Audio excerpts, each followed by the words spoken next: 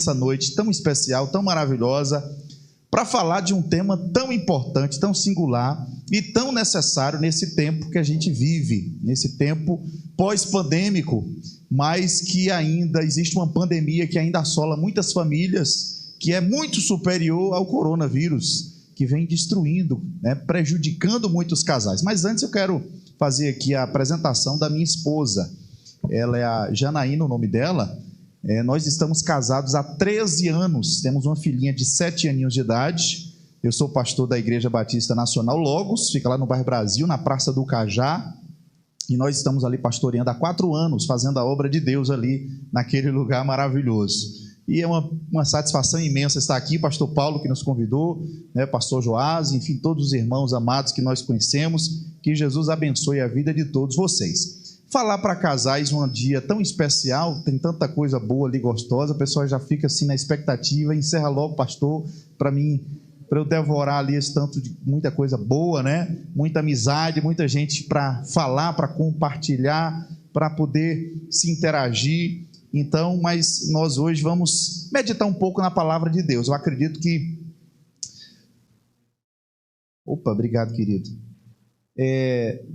Todo momento onde nós nos encontramos em torno da palavra de Deus, em torno das coisas de Deus, só vai acontecer algo novo, uma mudança na minha vida, ou na vida de quem quer que seja, que esteja nesse ambiente de adoração, nesse ambiente de compartilhamento da palavra de Deus. Só vai acontecer alguma coisa nova se você decidir mudar. Se você for para um culto, for para um congresso, for para um culto, estiver em qualquer lugar, e você simplesmente ir por ir ou participar por participar, sem que você decida algumas coisas na sua vida, nada vai mudar. As coisas só mudam quando nós decidimos mudar. E a palavra de Deus, ela é confrontadora, ela é uma palavra que é muito além de qualquer palestra, de qualquer homilia humana. Ela é a palavra de Deus, ela não volta vazia. E eu tenho certeza que Deus vai falar muito ao nosso coração nessa noite. Amém, queridos? Eu quero compartilhar um texto da Bíblia com você, baseado aí no texto que o pastor Paulo colocou lá no convite, no convite de vocês, que está lá na carta de Paulo aos Efésios, no capítulo de número 5, verso 33. Quem tem Bíblia hoje, você pode abrir a Bíblia, ou você pode ligar a Bíblia, porque está tudo no celular, mas é uma bênção. Está escrito assim, no texto 33 do capítulo 5 da carta de Paulo aos Efésios, está escrito assim: no entanto, também quanto a vocês, que cada um ame a própria o quê? Esposa, como a si mesmo, e que a esposa respeite o seu marido. Aleluia. Antes de começar a fazer a pregação, vou pedir para minha esposa vir aqui para orar por mim. Vem cá, minha filha, faça parte aqui da ministração da palavra, e você vai orar por nós para que Deus nos use e abra os nossos corações. Graça e paz. Amém, igreja? É um prazer estar aqui, conhecendo mais um povo que vai morar no céu. Amém? Vamos elevar os nossos pensamentos ao Senhor. Ó Deus, em nome do Senhor Jesus Cristo, Pai, estamos aqui para adorar, para engrandecer o Teu santo nome, Pai. E sabemos, Pai, que o Senhor está na direção de tudo. Ó Espírito Santo, Senhor, que cada casal, Pai, que veio aqui nesta noite, Deus, eu não conheço, mas o Teu Espírito Santo que conhece. Deus, que o Senhor venha sondar a mente, venha sondar o coração, Pai. E Deus, que o Senhor venha trabalhar nesta noite. Fala conosco, Senhor, através da Tua palavra, Pai, e manifesta o Teu querer, Senhor, nas nossas vidas e no nosso casamento. Em nome do Senhor Jesus. Amém. Amém. Graças a Deus. Meus irmãos, esse texto que nós lemos faz parte de algumas orientações paulinas acerca do casamento, acerca da família, acerca de relacionamento. Na verdade, o que nós precisamos compreender, que o estado atual da humanidade está, como está, em decadência, descendo ladeira abaixo para a derrota e para o caos, justamente porque o homem se rebelou contra Deus. Tudo que existe de ruim e de mal que está acontecendo na sociedade tem como origem lá atrás, o pecado adâmico.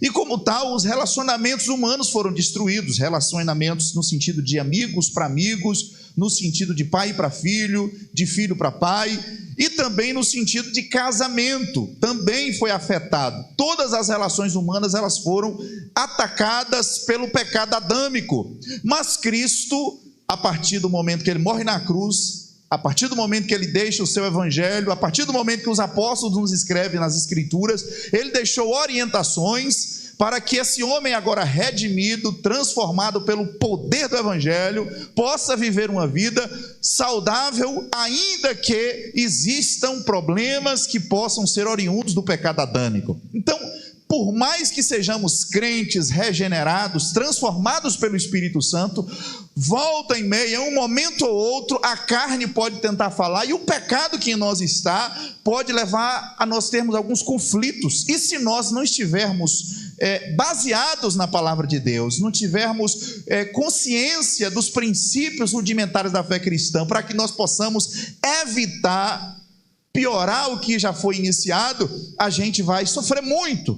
Então nós precisamos compreender muito a palavra de Deus. Eu acredito que seja um dos grandes males do século, é justamente porque os homens, as pessoas abandonaram Deus, se desviaram de Deus, estão longe de Deus, e por isso eles precisam voltar. Essa é a razão do caos social em que vivemos, que está instalado nos casamentos, nas relações humanas, e principalmente criação de filho e tudo mais. E precisamos, portanto, aprender alguns aspectos para que a gente consiga entender a palavra de Deus. Mas é interessante, irmãos queridos, que essa passagem aqui que Paulo coloca, ela começa no versículo de número 21, e eu vou ler para você entender o desafio grande, o desafio gigantesco que é viver a palavra de Deus, o grande desafio que é. Do versículo 21 ele começa dizendo o seguinte: sujeitem-se uns aos outros no temor do Senhor. Quando ele fala sujeitem-se uns aos outros no temor do Senhor, ele está falando de todas as pessoas que vêm posteriormente. E se você observar, ele fala para pelo menos alguns grupos de pessoas. No versículo 22 ele começa falando para esposas, ele começa esposas. No versículo 25 ele fala para os maridos. Depois ele fala no capítulo 6, versículo 1, ele fala para os filhos devem se sujeitar, os maridos devem se sujeitar, as esposas devem se sujeitar. No capítulo 6, versículo 5, ele fala quanto vocês, servos, os servos devem se sujeitar. E no versículo 9 ele também fala, e a vocês, senhores, vocês precisam se sujeitar. Então, esse versículo 21 é um princípio hermenêutico para que a gente consiga compreender tudo aquilo que ele quer que se sujeite à sua palavra. Ou seja, a esposa, ele fala 3 versículos para a esposa, do versículo 22 ao versículo 24, 3 versículos de orientação para a esposa. Quando fala para o homem, irmãos, olha, segura o cinto aí, viu, varão? Do versículo 25 ao versículo 33, são 9 versículos falando a respeito do marido, como o marido deve ser, quais são as orientações para o marido. Ou seja, já deu para você perceber que a cobrança para o marido é maior do que para a esposa. 3 versículos para a mulher, 9 para os maridos, 3 vezes mais. Então ele vai fazer essas sujeições e vai falar coisas realmente que nos incomodam muitas vezes. Para você ter uma ideia, ele vai dizer assim para a esposa, que cada uma de vocês se sujeite a seu próprio marido como ao Senhor, porque o marido é a cabeça da esposa, como também Cristo é a cabeça da igreja, sendo ele próprio o salvador do corpo. Como, porém, a igreja está sujeita a Cristo, assim também a esposa se sujeite em tudo a seu próprio marido. Ou seja, é a passagem para a mulher. Desafiadora, extraordinariamente desafiadora essa cobrança para as mulheres, esse imperativo para as mulheres. Agora vamos aí, o versículo 25 fala dos homens. Olha o que diz para os homens: maridos, que cada um de vocês ame a sua esposa, como também Cristo amou a igreja e se entregou por ela. Desafiador amar a mulher como Cristo amou a igreja. Mas ele continua, para que a santificasse, tendo-a purificado por meio da lavagem da água pela palavra, para apresentar a si mesmo como igreja gloriosa, sem mancha, nem ruga, nem coisa semelhante, porém santa, sem defeito. Assim também o marido, ainda continua falando para os maridos, devem amar a sua esposa como ama o próprio corpo. Quem ama a esposa, ama a si mesmo. porque ninguém jamais odeia o seu próprio corpo. Ao contrário, o alimenta, cuida dele, como também Cristo faz com a igreja. Porque somos membros do seu corpo. Eis que o homem deixará o seu pai e sua mãe, e unir-se-á à sua mulher, tornando-se os dois uma só carne. Grande é esse mistério, mas eu me refiro a Cristo e à igreja. No entanto, também quanto a vocês, cada um ame sua esposa como a si mesmo, e que a esposa respeite o seu marido. Desafiador demais esse capítulo, essa passagem bíblica. Orientações para os homens e orientações para as mulheres. Orientação para as esposas e orientação para o marido. Para nós entendermos isso, eu quero aqui deixar 3 pontos para nós entendermos isso: o aspecto teológico dessa passagem, o aspecto bíblico prático dessa passagem, e depois a gente vai falar sobre algumas orientações, alguns aspectos de orientações gerais, de aconselhamentos gerais da Bíblia. Primeiro vamos para o aspecto teológico.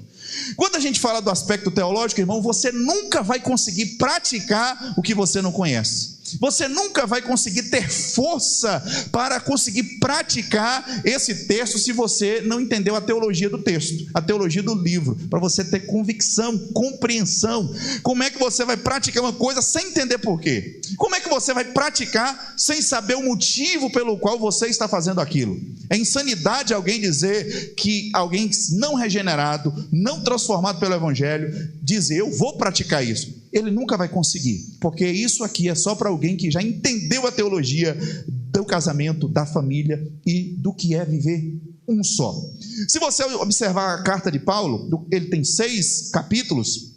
Os 3 primeiros ele fala de doutrina, ensinamentos do capítulo 1, 2 e 3. E aí ele começa, por exemplo, no capítulo 1 dizendo que nós fomos eleitos antes da fundação do mundo, fomos chamados para ser santos, fomos chamados para serem irrepreensíveis diante de Deus, para o louvor da sua glória.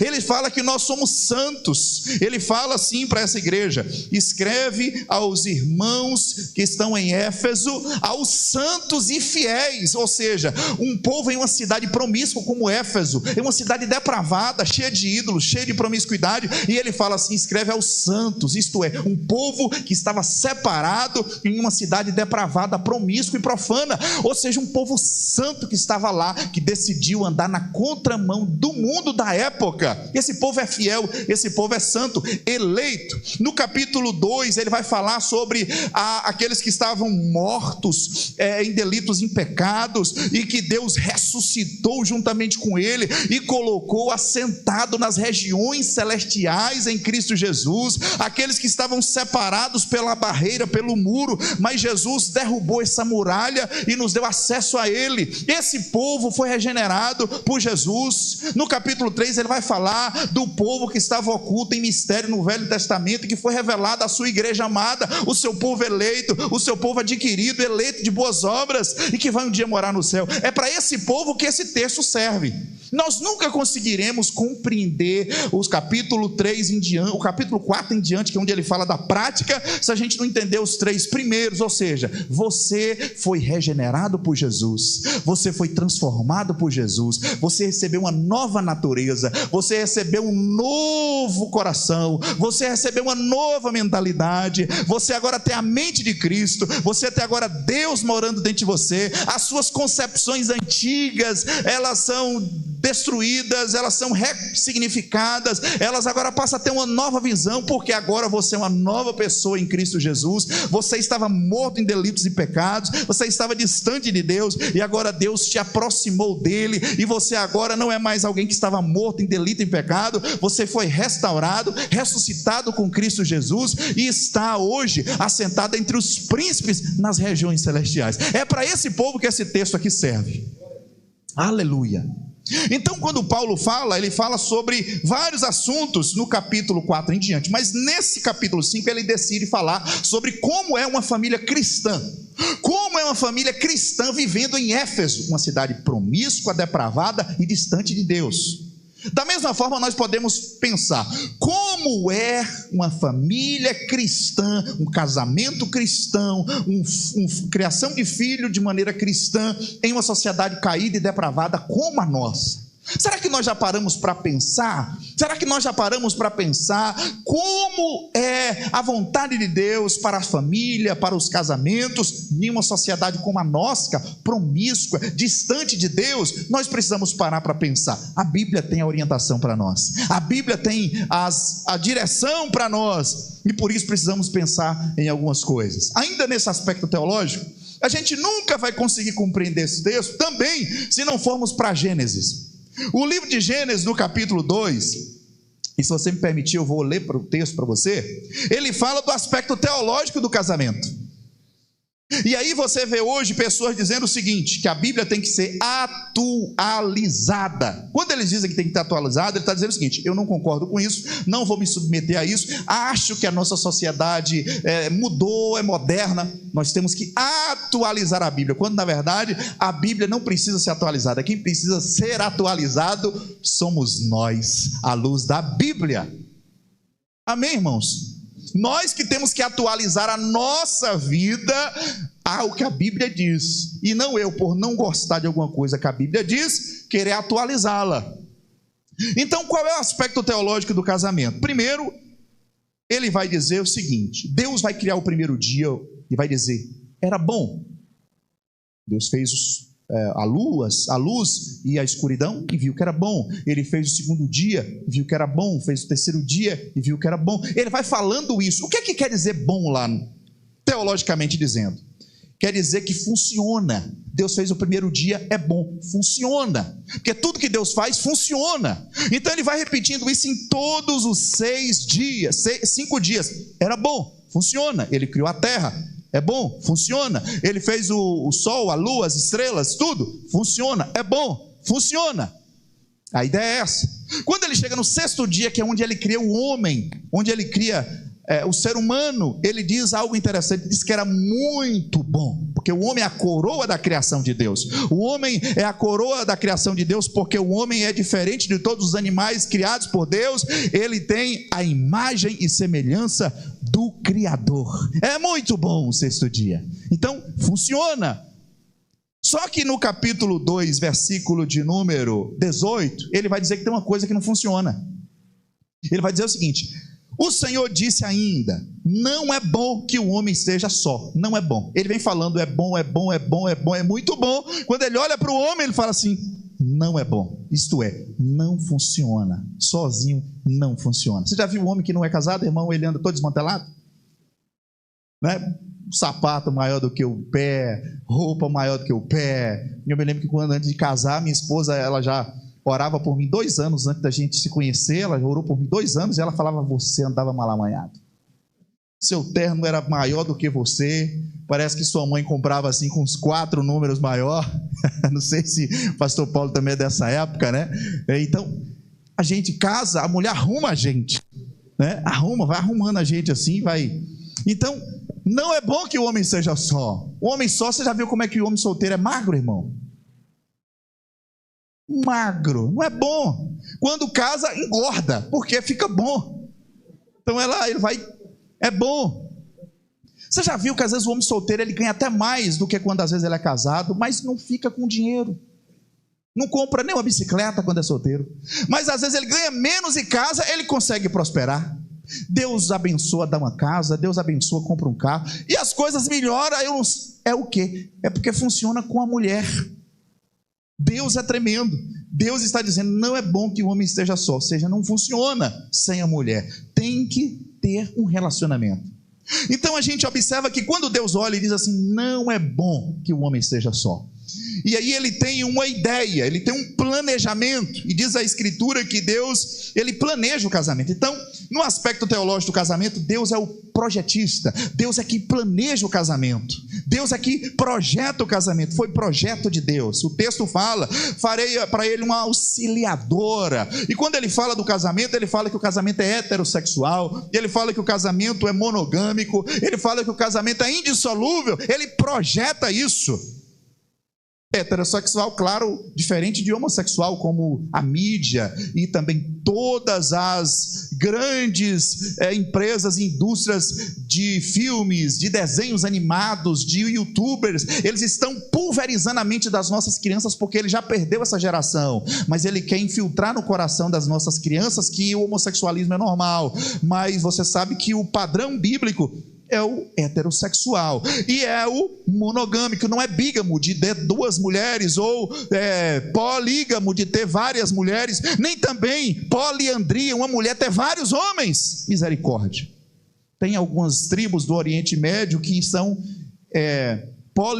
tem poliandria, ou seja, a mulher que tem vários homens. Outros polígamo, que é o homem que tem várias mulheres. Mas todos esses conceitos de casamento são deturpação pelo pecado, por conta do pecado adâmico. Não é o padrão bíblico. Então a Bíblia mostra que é indissolúvel. O que Deus uniu, o homem não separa, deve estar junto.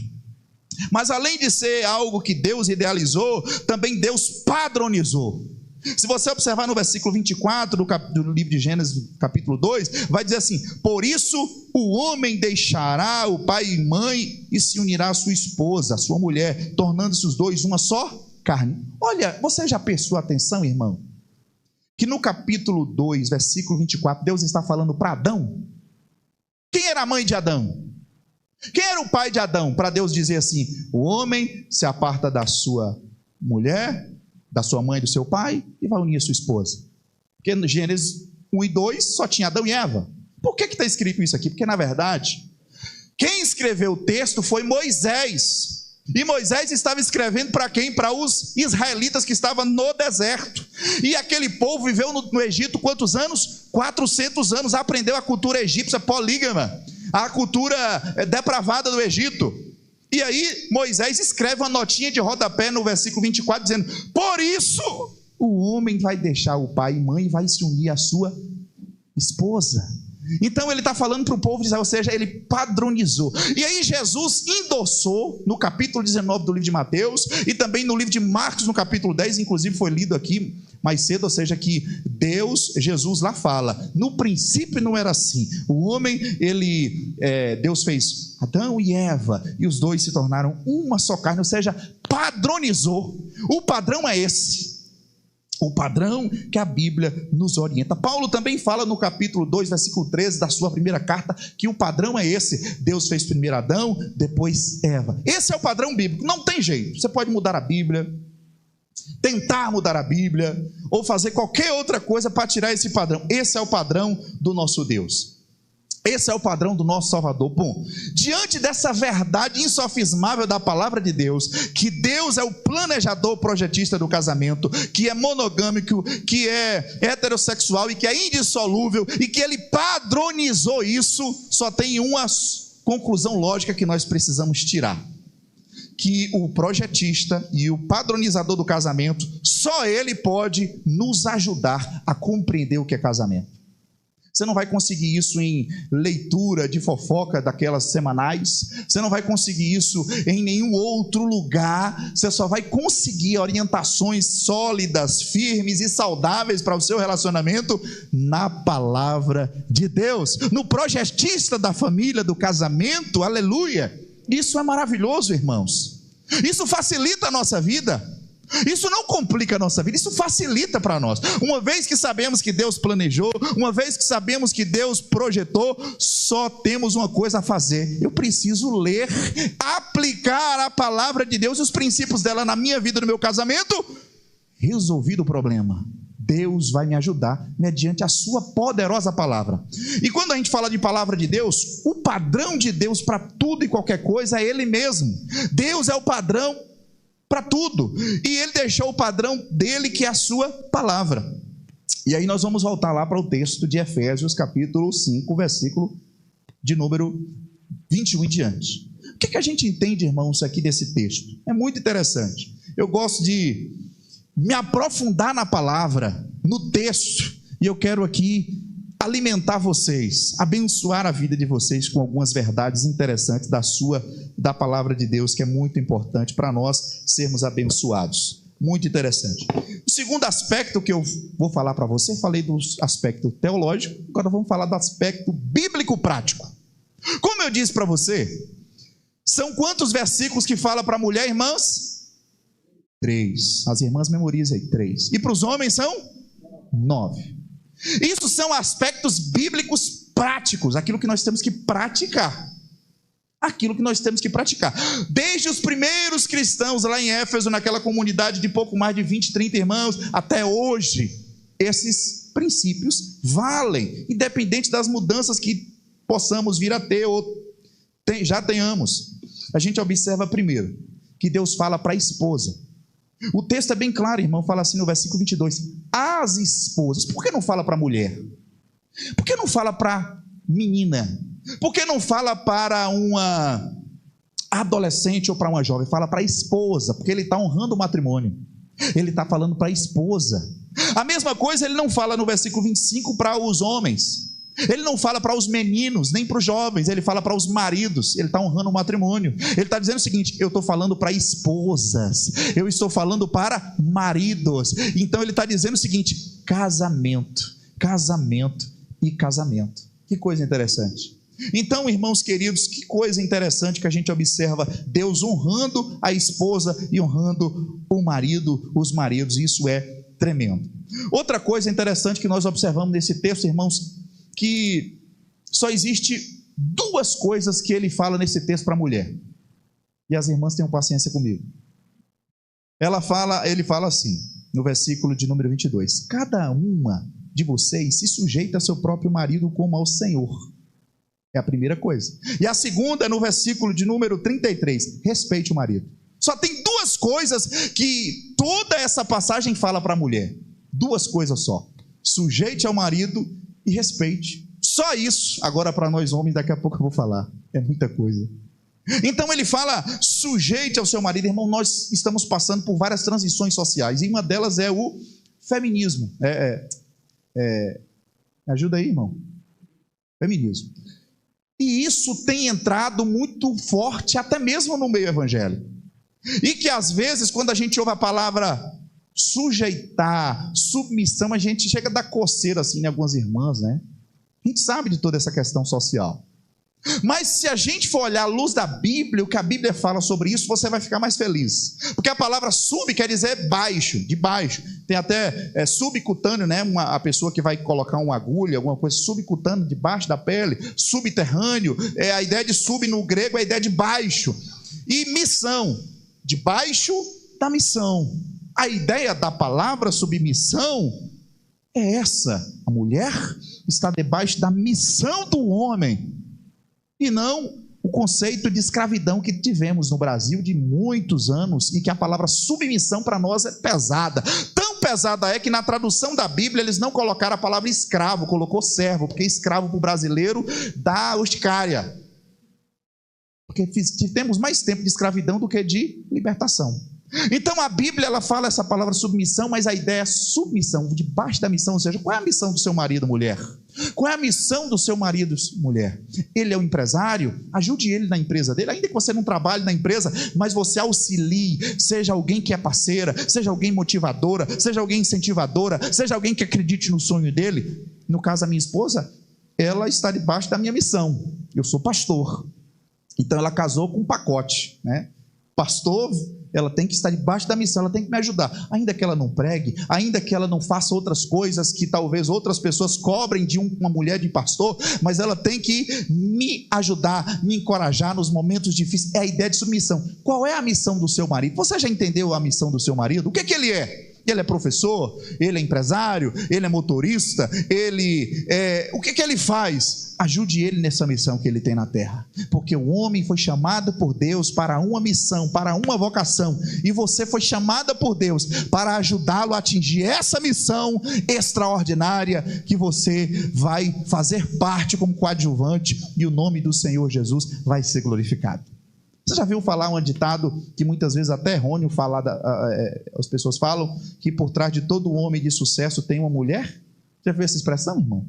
Atrás do homem, mas não é atrás, não é atrás da mulher, do lado, é auxiliadora, está ao lado do homem, para fazê-lo atingir o objetivo que Deus colocou no coração dele, para a glória de Deus. É o que o texto diz. E também vai dizer respeite. Só duas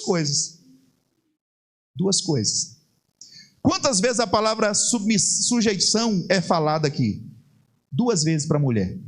Na verdade, 3 vezes. No versículo 22 fala sujeite, no versículo de número 24, sujeite, e no versículo 24, 2 vezes é falado sujeite. Agora, para os homens, irmão, preste atenção no que eu vou falar para você. Do 24 ao 33, fala 7 vezes, ame a sua esposa. 7 vezes. Se Deus fala para a mulher 3 vezes se sujeitar, Deus fala aqui nas palavras 7 vezes para o homem amar. Ame a esposa. Como Cristo amou a igreja, que é mais difícil ainda. Cristo morreu pela igreja.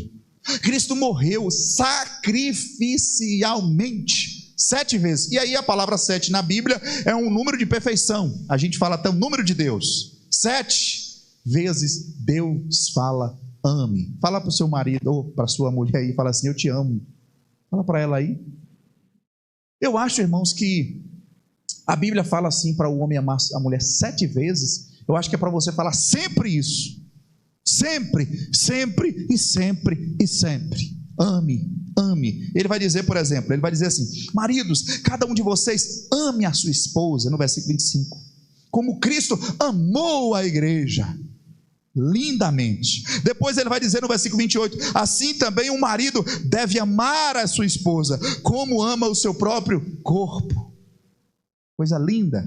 Depois ele vai dizer, quem ama a sua esposa, ama a si mesmo. Depois ele vai dizer no versículo de número 33, no entanto também cada um de vocês ame a sua própria esposa. Olha que coisa linda, 7 vezes, perfeição. Ou seja, é fácil seguir, encorajar, ser submissa a um homem que fala que ama muitas vezes, ou que ama de verdade, que se sacrifica de verdade, que ama a mulher como Cristo amou a igreja, que ama a mulher como seu próprio corpo, que ama a mulher mais do que a si mesmo ou igual a si mesmo. Aleluia, fica fácil, não é verdade?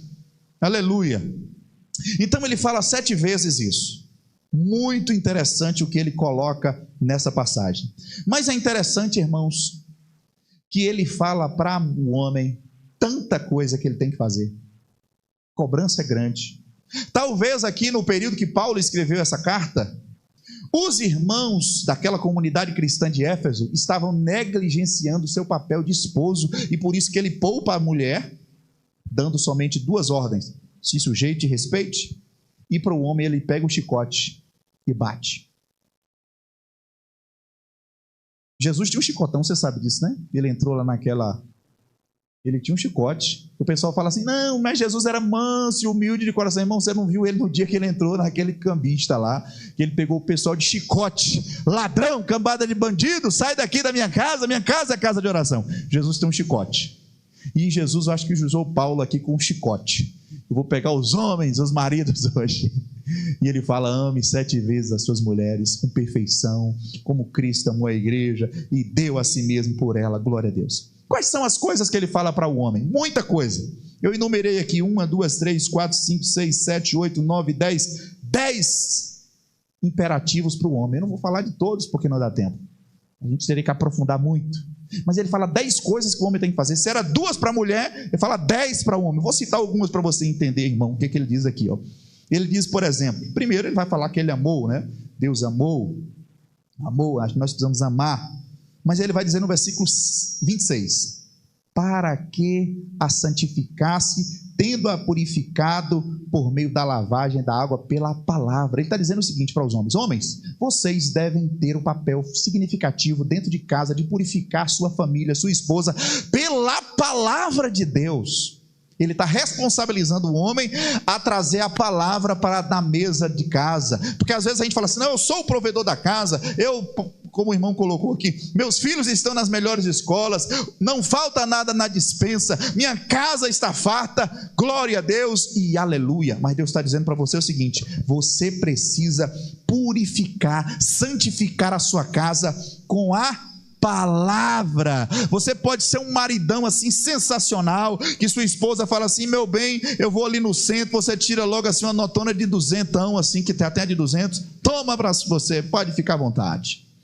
Você pode ser um maridão daqueles que a mulher fala assim, filho, eu vou arrumar ali meu cabelo e me dá aí R$50, você fala, vou lhe dar logo 100 aqui, vai logo, vai arrumar a sua vida.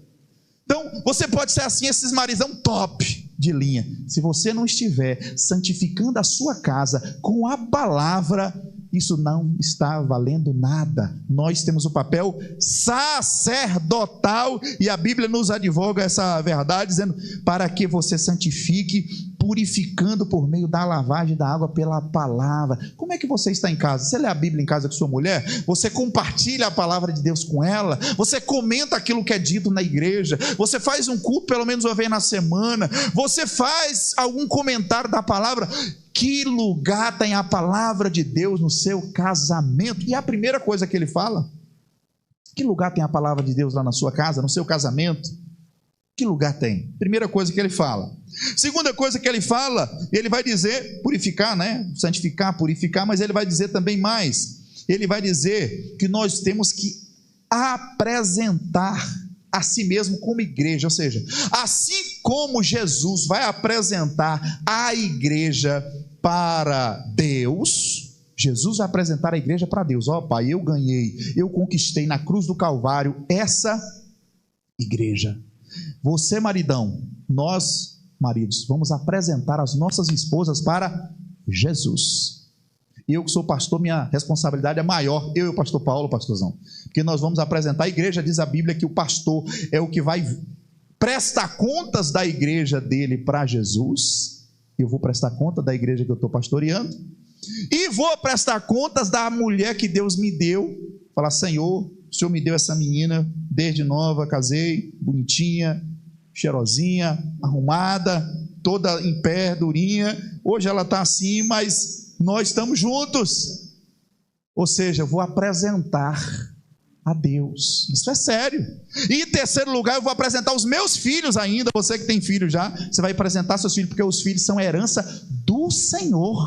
Existe uma responsabilidade do homem muito forte para nós pastores: apresentar a igreja, apresentar a esposa e depois apresentar os filhos para Deus. Eis-me aqui, Senhor, tua herança. Que coisa linda, irmão. É uma responsabilidade, sabe por quê? Porque Deus dá para nós, porque nós temos competência para executar. Aleluia.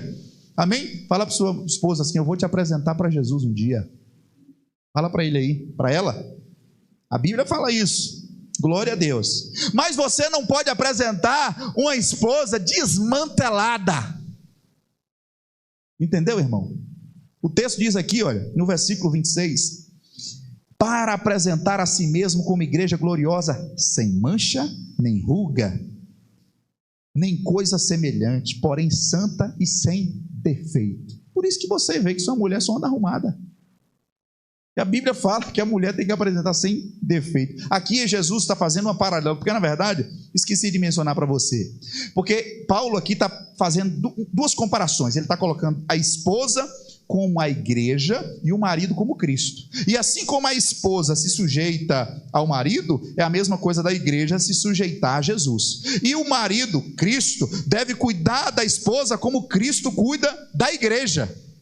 Então ele vai dizer que é um contrassenso, por exemplo, a mulher não se sujeitar e não respeitar o homem, porque é a mesma coisa da igreja hoje dizer o seguinte: eu não vou ouvir Jesus, eu não quero meia com Jesus, e não respeito Jesus, e vou viver minha vida desigrejado, porque é assim que é melhor. Está entendendo? Então ele está dizendo: se a igreja se sujeita a Jesus, ela agrada a Deus, e assim como a esposa. E ele fala do marido: assim como Jesus cuida da igreja, o homem, o marido, deve cuidar da sua esposa. Que coisa linda! E aí Paulo vai fazer isso de maneira tremenda. Por isso que ele fala: amar como Cristo amou a igreja. E depois ele vai falar essa palavra aqui: para apresentar a si mesmo como igreja gloriosa, sem mancha, nem ruga, nem coisa semelhante, porém santa, sem defeito. E no versículo 26 ele vai dizer assim, 28, assim como o marido deve amar a sua esposa como o seu próprio corpo, quem ama a sua esposa ama a si mesmo, porque ninguém jamais odiou o seu próprio corpo, ao contrário, alimenta e cuida dele, como Cristo faz com a igreja. Ou seja, olha que interessante, ele está dizendo o seguinte: assim como Jesus cuida da igreja, assim como Jesus alimenta, cuida e zela da igreja, trazendo cura, libertação, transformação, salvação, consolo, paz, o marido tem a responsabilidade de promover para sua esposa alimento, provisão, cuidado, direcionamento, e Deus está aqui ungindo homens para fazer essa missão acontecer com mais excelência ainda, irmão. Que coisa tremenda que a Bíblia nos faz essa comparação desafiadora, porque nós assumimos o papel de Cristo na vida da nossa esposa, dizer, eu tenho que cuidar, zelar, proteger e fazer tanta coisa. Como eu vou conseguir isso? Graça, a graça de nosso Deus Todo-Poderoso. Cuidar. Você tem que cuidar dessa mulher, irmão. Amém? Você tem que cuidar dessa mulher. Foi Deus quem te entregou ela. Foi Deus quem colocou ela nas suas mãos como uma igreja. Olhe para a sua esposa sempre como a igreja que Deus te deu, para cuidar. Por isso que o primeiro ministério de qualquer homem é a sua mulher, é a sua esposa, é a sua companheira, é a sua costela, né?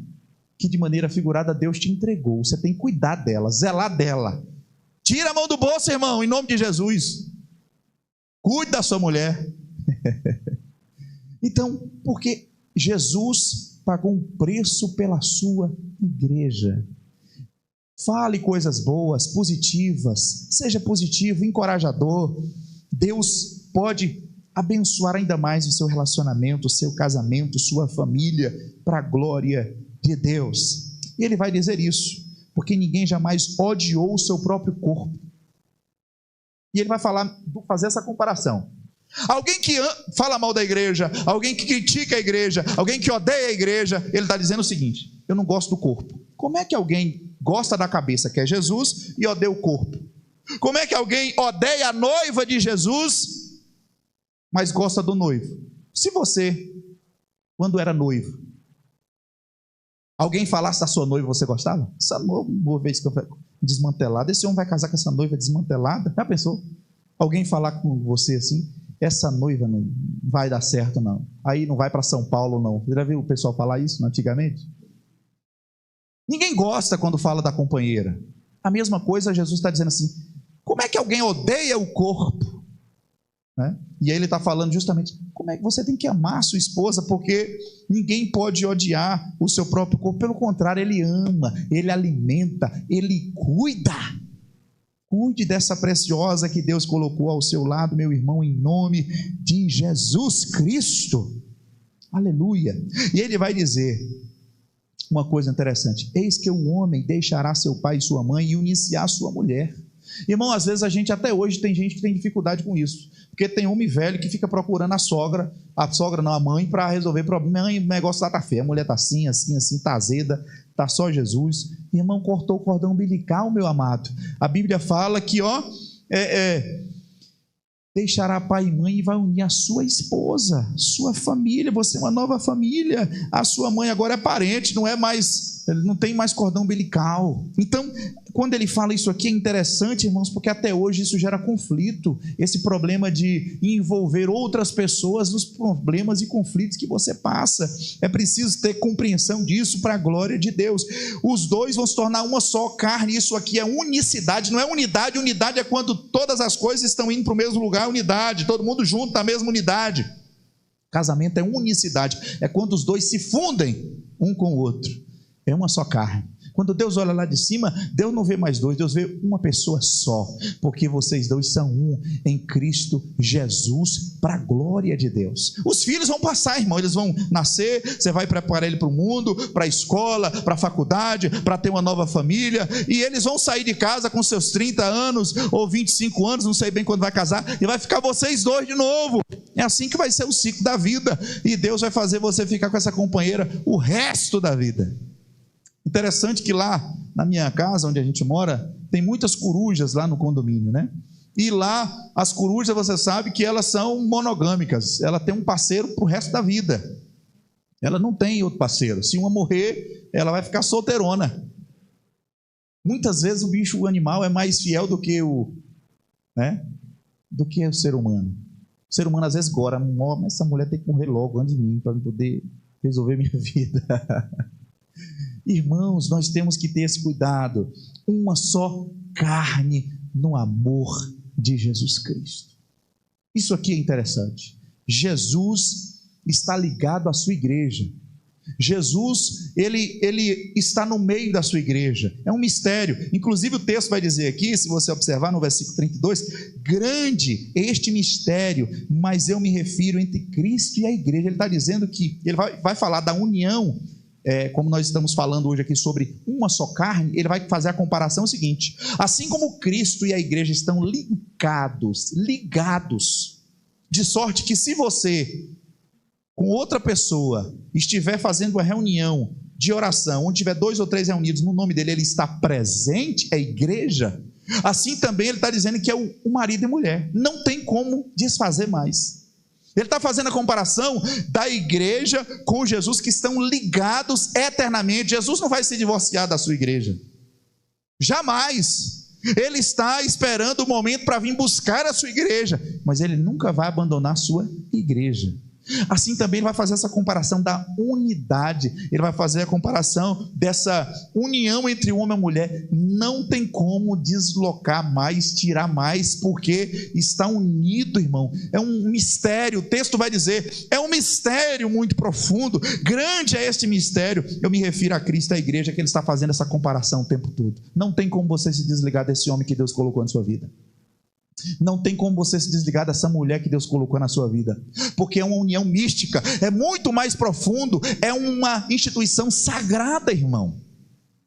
O fórum valida você, te dá um papel, mas o casamento vai muito mais além do que aquele papel, apesar daquele papel ter uma grande relevância social, mas o casamento vai muito além disso. É um mistério muito profundo entre Cristo e a igreja. Aleluia! Isso é lindo, querido. É uma instituição sagrada. Por isso que Satanás, quando ele vê um casamento, ele quer destruir o casamento. Tudo que nós conquistamos, que foi criado por Deus, Satanás odeia. Por que as pessoas estão virando ou estão pregando o homossexualismo? Porque Deus odeia. Satanás gosta do que Deus odeia. Por que ele está destruindo o casamento? Porque Deus ama o casamento, Satanás odeia. Então você veja que o diabo, ele trabalha 24 horas por dia para tentar destruir alguém, e ele fica feliz com isso, porque é um mistério de Deus que é o casamento. Nós estamos unidos, né? O casamento está unido no corpo de Cristo. Mas para finalizar, eu quero deixar aqui 2, 3 conselhos gerais para nós, né? Falamos sobre o aspecto teológico, o aspecto bíblico, prático, e para finalizar o aspecto de orientações gerais. Eu não estou muito acostumado a pregar pouco, rapidinho. Na igreja a gente prega um pouco mais e diferente a dinâmica, mas deixar 3 pontos aqui para você dos aspectos das orientações gerais nesse texto. Primeiro, orientação aqui que o texto fala do amor que o homem tem que ter. Então, resumindo aqui, no versículo 33, no entanto também quanto a vocês, cada um ame a sua própria esposa. Aqui ele está falando do homem. O homem deve amar a sua própria esposa, mas não quer dizer que a esposa não tem que amar o homem, porque eu já vi alguém falando assim, mas pastor, está dizendo que o homem só tem que amar e não tem que respeitar, a mulher que tem que respeitar e não tem que amar. Não é assim que interpreta a Bíblia. Ele está dizendo para os homens, porque senão vai aparecer como certa feita uma ovelha que estava em pecado. A mulher estava grávida em casa, sem poder sair. Ele arrumou uma concubina e disse assim: pastor, eu não estou em pecado, porque ela não é casada, pastor.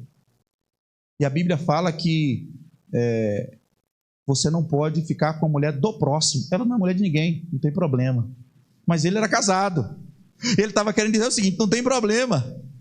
Ele estava interpretando a Bíblia errada. Então tem gente que distorce as coisas. Então quando ele fala assim, no entanto que o marido ame a sua mulher, está dizendo que o marido deve amar a mulher, e a mulher também amar o marido. Os dois, um amar ao outro, amar ao outro. Isso é tremendo, com amor ágape, que aqui é ágape no grego. Ágape, amar com amor de Deus. E depois ele vai falar aqui, e que a esposa respeite o marido. Isso quer dizer que o esposo não tem que respeitar, só a mulher respeitar? Não, quer dizer também que a mulher tem que respeitar. Irmãos, você sabia que quanto mais vai passando o casamento, vai faltando o respeito, e talvez o respeito seja um dos grandes problemas aí que acontece, muitos desastres no casamento, como foi falado aqui pelo testemunho belíssimo do casal. Começa a ter palavras gigantes, palavras pesadas, críticas sobre o corpo, sobre o cabelo, que já perdeu o cabelo, já embranqueceu o cabelo, a barriga cresceu, enfim,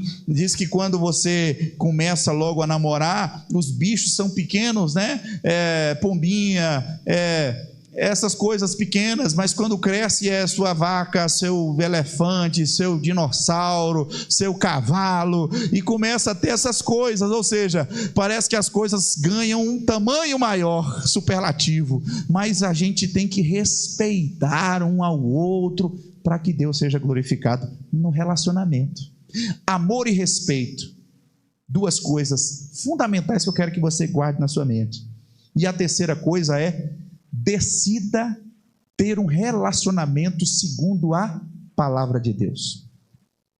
Se você amar sua esposa amar você, e se sua esposa respeitar você, e você respeitá-la, e os dois decidirem, não é falarem não, decidirem submeter o relacionamento de vocês à palavra de Deus, vocês serão abençoados. Vocês serão prósperos em tudo que fizerem, vocês serão benditos nessa terra, vocês experimentarão a graça, a bondade e a misericórdia de Deus por todos os dias da vida de vocês, porque a bênção de Deus está sobre um casamento onde há amor, respeito, e a palavra de Deus é ministrada no seio da casa, da mesa, da família. Aleluia! E eu quero convidar você a se colocar de pé nesse momento para nós orarmos por esses 3 pontos. Falamos sobre aspectos aqui teológicos, que Deus é o idealizador do casamento. Ele planejou, Ele não somente planejou, Ele padronizou, e Ele também deu orientações bíblicas para nós. Claro que não dá para nós exaurirmos sobre todos os assuntos que a família, que tem sobre casamento na Bíblia, mas tem muita coisa, e eu tenho certeza que aqui fartamente os pastores pregam sobre isso, mas a Bíblia tem tanta coisa linda, mas a Bíblia resume essas 3 coisas que eu coloquei para você, os aspectos práticos, as orientações práticas para mim e para você, para o nosso casamento, para a nossa família. Ame, respeite e submeta-se à palavra de Deus, e aí tudo vai dar certo, apesar de muitas vezes parecer que não, dá tudo certo no final, porque estamos seguindo a orientação do dono do casamento, do criador do casamento. Amém, irmãos? Aleluia. Pegue na mão do seu companheiro, da sua companheira aí, e ore com ela. Vou pedir para minha esposa: vem aqui, minha filha, para a gente orar junto. Eu quero que você submeta seu casamento à palavra. Submeta seu casamento à palavra. Ore com a sua esposa. Peça para que Deus coloque amor cada vez mais, que haja respeito entre os casais, e que a palavra de Deus tenha um lugar de destaque lá na sua família. Pode até faltar o alimento, as dificuldades financeiras em alguns momentos, em algumas fases da vida, pode faltar algumas coisas, só não pode faltar essas 3: o amor, o respeito e a palavra de Deus. Se tem essas 3 coisas, meus amados, Deus vai fazer jorrar água no deserto, Deus vai fazer maná descer do céu, Deus vai fazer, aleluia, a sua presença ser manifestada no seio da sua família. Pai eterno, eu oro, meu Deus, por essas pessoas, por esses casais, pelas famílias representadas, meu Deus, por cada um delas. Ó Espírito Santo de Deus, o Senhor é o dono da tua igreja, o Senhor é o dono dos casais, o Senhor, meu Pai, é o idealizador, é o padronizador, é aquele que deixou orientações práticas para nós na tua palavra. Perdoa a nossa negligência, Senhor, porque muitas vezes não buscamos orientação da tua palavra e tomamos decisões precipitadas, e o mundo está como está porque eles abandonaram o padrão da palavra, os ensinamentos que a Bíblia diz. Pai, tenha misericórdia de nós, que os nossos corações estejam, Pai, dispostos a submeter a sua vontade, meu Deus, e que nessa noite, Pai, nós possamos reconhecer que nós precisamos de mais amor, de mais respeito, e que a palavra do Senhor tenha, meu Deus, excelência no nosso coração e na nossa família, e sobretudo no nosso casamento. Em nome do teu Filho Jesus, nós te oramos agradecidos, Pai, porque o Senhor está aqui conosco, e por isso te agradecemos, em nome do Senhor Jesus. Amém.